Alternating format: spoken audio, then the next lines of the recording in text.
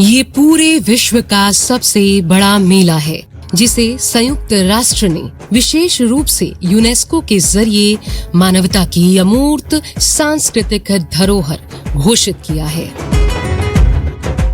यहाँ वो मिलते हैं जो संसार से परे हैं, नागा साधु, शून्य से जुड़े हुए, अपनी दुनिया में पूर्ण।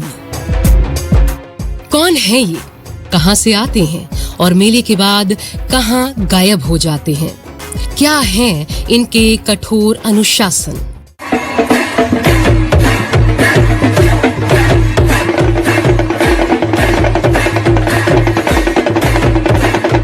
मानव कल्याण के लिए दुनिया का सबसे बड़ा मेला ये है महाकुंभ।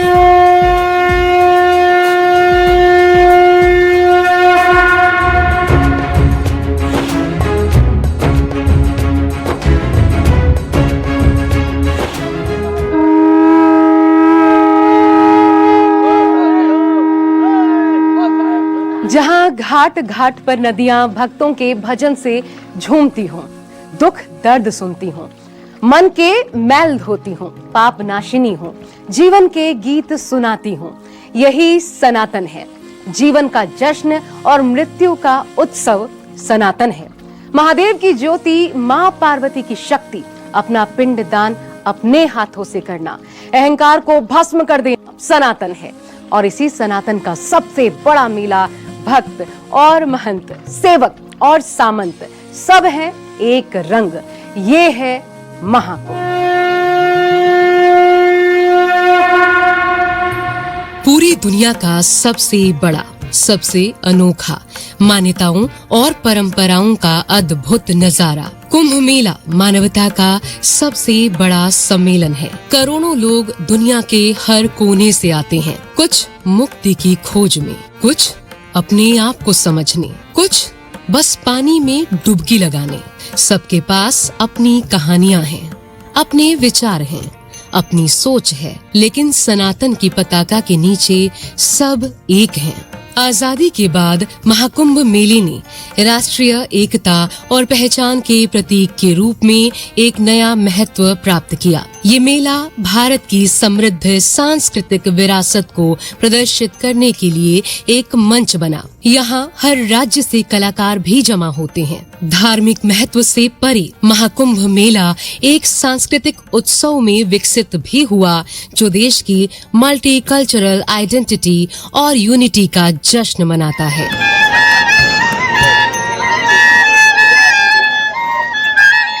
जैसे जैसे हिंदू धर्म का महत्व बढ़ा, वैसे वैसे कुंभ का महत्व भी बढ़ा। कला और संस्कृति के संरक्षक के रूप में प्रसिद्ध गुप्त वंश ने महाकुंभ मेले के महत्व को एक पवित्र सभा के रूप में और भी ऊंचा कर दिया। साल 2017 में यूनेस्को ने प्रयागराज में आयोजित होने वाले कुंभ मेले को मानवता की अमूर्त सांस्कृतिक धरोहर के रूप में स्वीकारा, जिससे इसके ऐतिहासिक और सांस्कृतिक महत्व में वृद्धि हुई। महाकुंभ 144 साल के बाद लग रहा था, तो पूरे देश के अंदर इसको लेकर के एक जबरदस्त उत्साह था, जिसका अनुभव किया गया था। और उस आधार पर माना यह गया था कि 40 से 45 करोड़ के बीच स्नानार्थियों की भीड़ आएगी। और उसी को ध्यान में रखते हुए पिछले 2 साल से तैयारियां प्रारंभ हुई और भीड़ का प्रबंधन, स्वच्छता, सुरक्षा, दिव्य भव्य नव्य हरित और डिजिटल कुंभ, एक रोड मैप तैयार बना और उसको ध्यान में रखते हुए उस हिसाब से तैयारियां प्रारंभ हुई। और मुझे आज कहते हुए प्रसन्नता है कि 2 साल पहले जो हम सब लोगों ने प्रयास किया, मेले की बसावट से लेकर के उसमें भी विस्तार किया गया। चूंकि भीड़ बढ़ रही थी, इसलिए 10,000 एकड़ मेला क्षेत्र बनाया गया और उसमें विधिवत 25 सेक्टर बनाए गए। 650 किलोमीटर की चक्कर प्लेट की सड़कें बनाई गई, 30 पुल बनाए गए और सभी संस्थाओं को सभी सेक्टरों में विभाजित किया गया और सभी सेक्टर जीवंत रहे। जिस भाव को लेकर के हमारे दर्शनार्थी तीर्थयात्री प्रयागराज आ रहे हैं, उनका दर्शन उन सभी सेक्टरों में हो सके, उस प्रकार से संस्थाओं को वहां पर स्थापित किए गए। प्राचीन ग्रंथों की माने तो कुंभ के समय देवताओं की सभा बैठा करती थी और सभी देवता इस व्यवस्था को चलाने में मदद करते थे। स्थानीय प्रशासन ने आम लोगों की सुरक्षा में 50,000 से अधिक सुरक्षा कर्मी तैनात किए। सीसीटीवी लगाए गए। पुलिस कंट्रोल रूम से चप्पे चप्पे पर निगरानी की जाती रही। आधुनिक तकनीक के माध्यम से मेले के कोने कोने पर नजर रखी गई। तो भी हमारे कैमरे हैं, उससे हम फीड लेते हैं। जो हमारे इम्पोर्टेंट पॉइंट्स हैं वहाँ पर एआई कैमरे लगे हुए हैं, उनमें पैरामीटर्स दिए हुए हैं। जो भी गाड़ियाँ अगर कुछ संदिग्ध लगता है, जैसे कि ये ट्रक जो है उसमें बाहरी नंबर लगा हुआ है, तो इसको हम वेरीफाई करते हैं नंबर प्लेट पढ़ करके कि वाकई ये इसी गाड़ी का नंबर है या कोई और है। तो देखिए, जैसे जैसे मानव सभ्यता का विकास होता चला जाएगा और जो जो वो अर्जित करते जाएगी अपनी सुविधाओं के लिए, अपनी कमियों को दूर करने के लिए, तो उनका प्रयोग इस बार कुंभ में किया गया। और ये बहुत अच्छी चीज है कि लोग जुड़े, जाने। जैसे भटक जाते थे, उसके लिए एआई टेक्नोलॉजी, पहले से प्री डिसाइडेड मैप है, आप जब चाहे कनेक्ट कर सकते हैं, तत्काल मिल सकते हैं।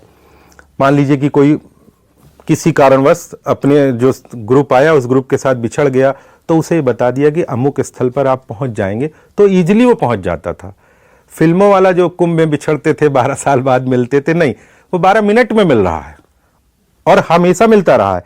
तब हमारे यहाँ टेक्नोलॉजी अलग थी। आज हमने आधुनिक संचार के साधनों का विकास किया, तो उसका प्रयोग तो हमारे ही लोग तो करेंगे। ढोल डमरू की गूंज, अस्त्र शस्त्र की चमक, ऊंची पताका का गर्वित लहराना और हर हर महादेव के गगन भेदी जयकारे, सब एक अदृश्य ऊर्जा में बंधे, एक अभूतपूर्व भावना में गुंथे हुए। पर्व हो तो ऐसा हो जहां हर क्षण एक अनंत उत्सव बने।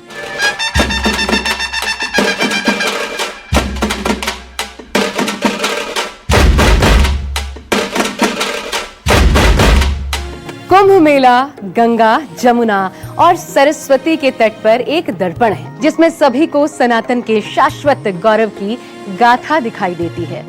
आइए आस्था, आशा और मानवता की अनगिनत अनोखी कहानियों से मिले। इस कुंभ के सबसे अनोखे लोग हैं अलग अलग अखाड़ों के साधु।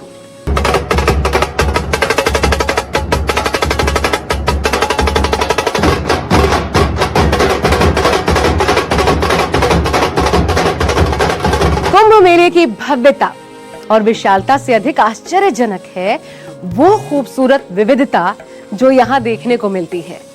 दक्षिण से उत्तर, पूरब से पश्चिम तक, गंगा से कावेरी के तटों तक, हिमालय की ऊंचाइयों से दक्कन के पठारों तक, थार के मरुस्थल से सह्याद्री की घाटियों तक, आध्यात्मिकता, ज्ञान और चेतना की नदियां इस दिव्य कुंभ मेले में आकर एक हो जाती हैं। यहाँ कापालिक हैं, किन्नर हैं, महंत महामंडलेश्वर, मठों के प्रतिनिधि, नाथ, औघड़, उदासीन, वैरागी, सन्यासी, लिंगायत, गौड़ा, वीर शैव, कश्मीर शैव।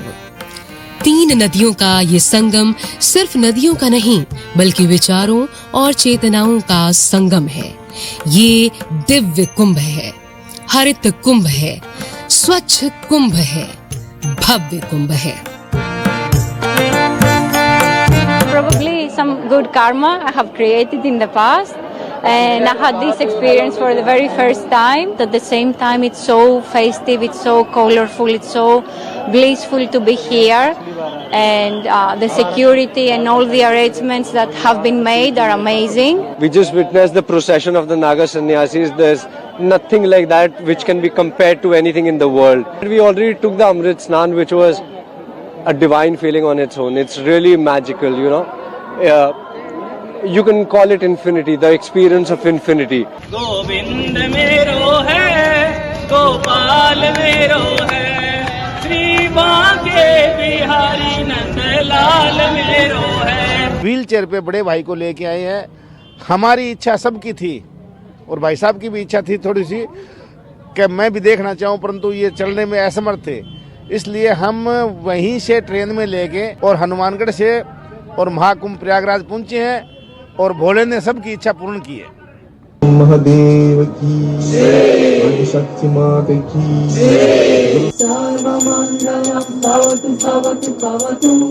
ये कुंभ का एक ऐसा कलश है जिसमें असंख्य संस्कृतियों के संगम का अमृत है।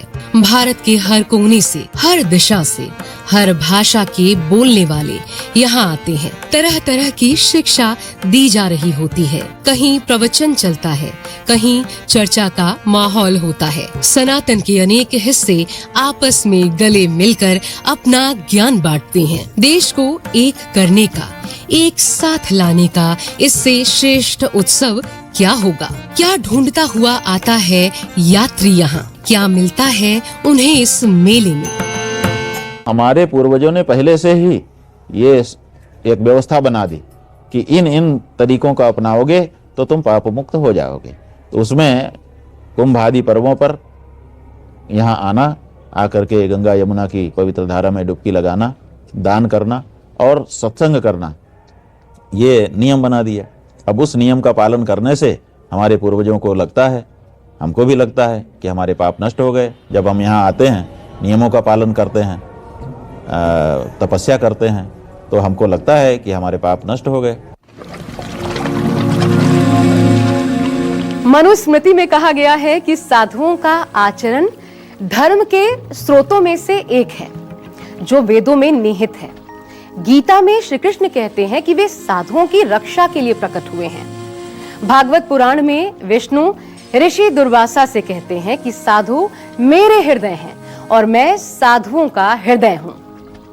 लोक साहित्य में भी कबीर और तुलसीदास जैसे संतों ने साधुओं और उनकी संगति का गुणगान किया है।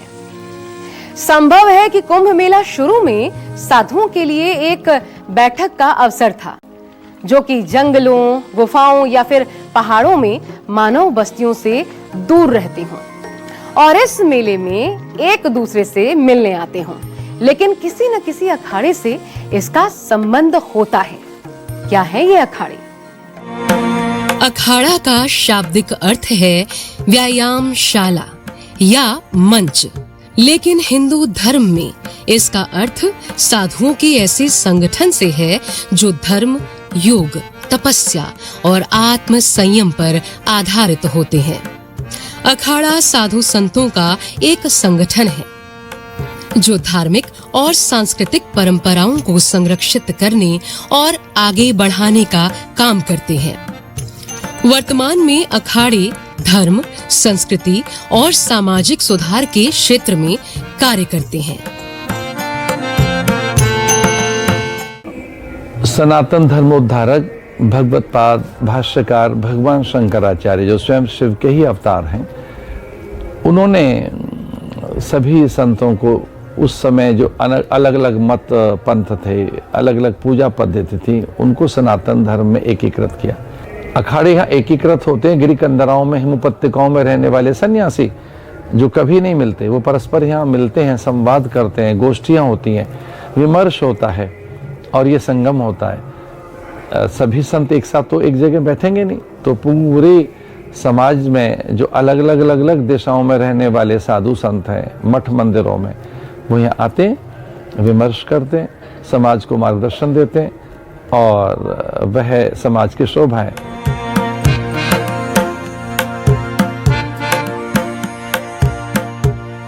किसी भी अखाड़े में महामंडलेश्वर का पद सबसे ऊंचा होता है। जूना अखाड़े के आचार्य महामंडलेश्वर स्वामी अवधेशानंद गिरी अब तक 1 लाख से अधिक सन्यासियों को दीक्षा दे चुके हैं। इस अखाड़े से तमाम देशी विदेशी भक्त जुड़े हुए हैं, जिनकी संख्या करोड़ों में है। जूना अखाड़े की स्थापना 1145 में उत्तराखंड के कर्णप्रयाग में हुई थी। इसे भैरव अखाड़ा भी कहते हैं। इसके इष्ट देव शिव और रुद्रावतार गुरु दत्तात्रेय भगवान हैं। निर्मोही अखाड़े की स्थापना लगभग 300 साल पहले 4 फरवरी 1720 को वाराणसी में हुई थी। निर्मोही अखाड़ा वैष्णव परंपरा का एक महत्वपूर्ण अंग है, जो भगवान राम की भक्ति और उपासना के साथ साथ सामाजिक और धार्मिक कार्यों में भी सक्रिय रूप से योगदान देता है। निर्मोही अखाड़े का मुख्यालय वृंदावन, मथुरा में स्थित है। उदासीन अखाड़ा गुरु नानक देव जी के पुत्र श्री चंद द्वारा स्थापित किया गया था। इस संप्रदाय में नागा साधुओं की तरह कठोर तपस्या का प्रचलन नहीं है। उदासीन अखाड़ा एक महत्वपूर्ण धार्मिक संगठन है, जो ब्रह्म ज्ञान, वैराग्य और सादा जीवन का संदेश देता है। सभी दैव्य शक्तियां, तीर्थ, ऋषि, महर्षि और मनीषी प्रयाग में आ जाते हैं। देवता भी, गंधर्व भी, नाग भी, किन्नर भी, सबके लिए कुंभ है।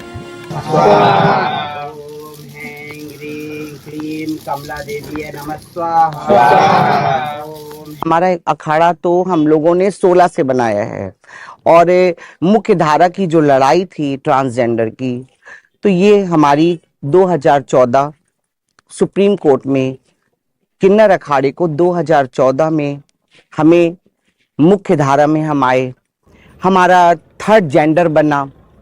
आप समझिए कि हमारा वेलफेयर बोर्ड बना, है ना, कि आज हम लोग जो अपना एक अधिकार, जैसे कहते नहीं, एक आइडेंटिटी, वो हमारी 2014 में मिली।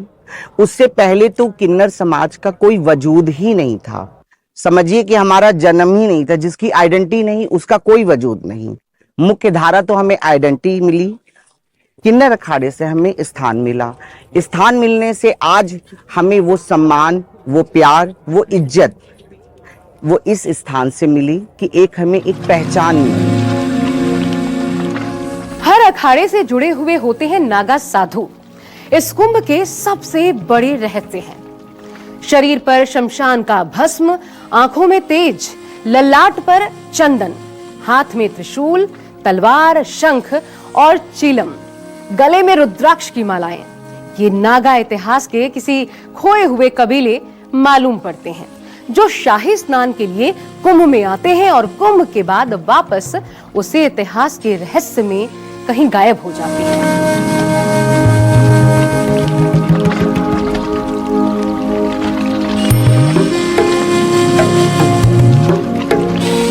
शरीर पर पावन भभूत लपेटे कहां से आते हैं और मेले के बाद कहां जाते हैं, कोई नहीं जानता। लाखों की संख्या में ये कुंभ में आते हैं और मेले के बाद गायब हो जाते हैं। उन्हें उसके बाद कोई नहीं देखता। क्या है इनका तिलिस्म? एक साधु वृक्ष की भांति होता है। जैसे एक वृक्ष की अथवा पेड़ की हर वस्तु उपयोगी है और सबके लिए, गोंद, छाल, छाया, वलकल, हरितिमा, गंध, सुगंध, मकरंद, फल फूल और उसकी जड़ें अथवा उसका काष्ठ, लकड़ियां, वह सूखी लकड़ी हो तो ईंधन के रूप में काम में आती है, अथवा तो उससे प्राणवायु और प्राणों का संतुलन, पर्जन्य, पर्यावरण में उसकी बड़ी भूमिका। यह ऐसे ही साधु का जीवन होता है। सन्यासी पेड़ की तरह से, अग्नि जल वायु की तरह से, वह बिल्कुल भूमि की तरह से, और वैसे उसका जीवन होता है। वह लोक कल्याणकारी प्रवृत्तियों में संलग्न रहता है। सन्यास माने पारमार्थिक सत्ता। सन्यास करते सबके लिए, सब उसके हैं। वो ऐसा जीवन जीता है कि उससे कोई भयभीत न हो और वो भी किसी से भयभीत न हो। आदि शंकराचार्य ने 8वीं शताब्दी में सनातन धर्म की रक्षा और प्रसार के लिए इन अखाड़ों की स्थापना की थी। आदि गुरु ने मठों, मंदिरों की संपत्ति को लूटने वालों और श्रद्धालुओं को सताने वालों का मुकाबला करने के लिए सन्यासियों को शारीरिक और आध्यात्मिक रूप से सक्षम बनाने के लिए अखाड़ा प्रणाली की शुरुआत की, जहां इन्हें युद्ध करना सिखाया गया और ये सन्यासी योद्धा कहलाए। उनका मानना था कि जहां तर्क है वहां शास्त्र है, जहां कुतर्क है वहां शस्त्र है। यही सैन्य पंथ नागा साधु कहलाए, जो त्रिशूल, तलवार, शंख और चिलम धारण करते हैं। शंकराचार्य जी के शिष्यों ने तय किया कि हम अखाड़ा बनाएंगे, उसमें शस्त्र अस्त्र की शिक्षा प्राप्त करेंगे, और अगर देश के ऊपर कोई आक्रमण हुआ तो हम अपना प्राण दे करके भी देश को बचाएंगे। तो उन लोगों ने अखाड़े बना लिए, अखाड़े बना करके उसमें शस्त्रास्त्र का अभ्यास किया, और ज़रूरत पड़ी तो कई लड़ाइयाँ, आप नागा अखाड़ों का इतिहास पढ़ेंगे तो आपको पता चलेगा कि बड़ी बड़ी लड़ाइयाँ लड़ी, हजारों की संख्या में प्राण दे करके देश को बचा लिया। यदि उन्हें नागा बनने के लिए चुना जाता है तो वे गंगा में पवित्र डुबकी लगाते हैं और अपने कपड़े त्याग देते हैं। सवाल ये उठता है कि इन साधुओं का और इन अखाड़ों का मूल उत्तरदायित्व क्या है? ऐसी भी संस्कृतियां थी जो सनातन धर्म की पूजा पाठ पद्धति के विरोध स्वरूप खड़ा होती थी। उनके लिए हमने क्या किया, एक सैनिक बनाए। सैनिक है वो नागा साधु हैं। वो नागा साधु के बनने की प्रक्रिया आप समझिए, 12 वर्ष तो उनका लर्निंग पीरियड चलता है। इस कुंभ में आचार्य महामंडलेश्वरों ने, अपने अपने अखाड़ों के आचार्य महामंडलेश्वरों ने उन्हें दीक्षित किया होगा। 12 वर्ष तक उनकी प्रक्रिया चलेगी ताकि वो क्या हो, संतुलित हो, इंद्रियोगत उनके अंदर जितनी भी भावना है उनका समूल नाश हो। मानव कल्याण के लिए वो अपना प्राण प्रस्तुत करने के लिए तैयार है। तो आप पाएंगे कि कोई तलवार चलाता हुआ नजर आता है, कोई त्रिशूल नजर आता है, कोई गदा युद्ध, कोई लाठी, कोई डंडा, कोई गुलेल का है, किसी ने फरसा रख रखा है। उसमें उसकी क्या है, विशेषज्ञता है। अब कभी संकट जो आया तो हम निपट लेंगे। कुंभ और उसका अमृत मृत्यु, भय, दुख, दर्द, पीड़ा के भवसागर से पार जाने के उपाय बताता है। इस तीर्थ पर आने वालों में से एक अनोखी भीड़ है कल्पवासियों की। ये कल्पवास क्या है? कल्प यानी लंबा समय या युग, और वास का अर्थ है रहना। कल्पवास यानी साधना और आत्म शुद्धि के लिए संगम तट पर लंबे समय तक रहना। यहाँ रहने के नियम बेहद सख्त होते हैं। कल्पवासी जमीन पर सोते हैं, सात्विक भोजन करते हैं और दिनचर्या में यज्ञ, हवन, भजन, कीर्तन, ध्यान और सत्संग को शामिल करते हैं। एक समय में भारत के प्रथम राष्ट्रपति डॉक्टर राजेंद्र प्रसाद ने भी कल्पवास किया था।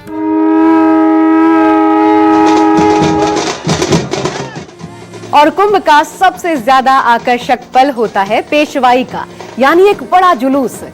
शहर में प्रवेश, नागरिक उनका स्वागत करते हैं, उनकी जय जयकार करते हैं, उन्हें अतिथि मानते हुए स्वागत करते हैं। पेशवाई के कुछ ही समय बाद अखाड़े धर्म ध्वजा फहराते हैं। इस झंडे के फहराने से ही दुनिया के सबसे बड़े मेले की औपचारिक शुरुआत होती है। धार्मिक विचारों पर तर्क वितर्क होते हैं और देश के प्राचीन धार्मिक रहस्यों से पर्दा हटता है। प्राचीन रहस्यों से ऐसा दृश्य खुलता है कि दुनिया दंग रह जाती है। और ऐसा ही एक रहस्य है नागा साध्वियों का। पुरुष नागा साधु तो पूरी तरह से निर्वस्त्र रहते हैं। नागा साध्वियों का जीवन कैसा होता है? कोई स्त्री क्यों बन जाती है नागा साध्वी? देखते हैं साध्वियों की जिंदगी कुंभ में अगले एपिसोड में।